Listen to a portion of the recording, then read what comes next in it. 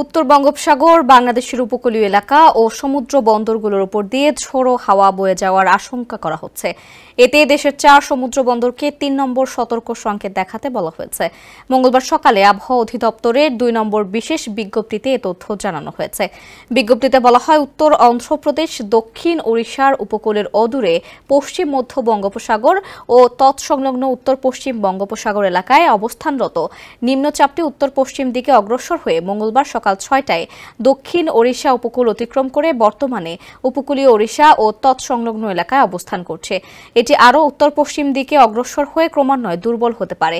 এর প্রভাবে উত্তর বঙ্গোপসাগরে বায়ুচাপের তারতম্যের আধিক্য বিরাজ করছে। ওয়ালটন এখন দেশের সীমানা পেরিয়ে পৌঁছে গিয়েছে 50টিরও বেশি দেশে। ওয়ালটন, ঘরে ঘরে, বিশ্বজুড়ে। উত্তর বঙ্গোপসাগর, বাংলাদেশের উপকূলীয় এলাকা ও সমুদ্র বন্দরগুলোর উপর দিয়ে দমকা অথবা ঝোড়ো হাওয়া বয়ে যেতে পারে। এদিকে চট্টগ্রাম, কক্সবাজার, মোংলা ও পায়রা সমুদ্র বন্দরগুলোকে 3 নম্বর স্থানীয় সতর্ক সংকেত দেখিয়ে যেতে বলা হয়েছে।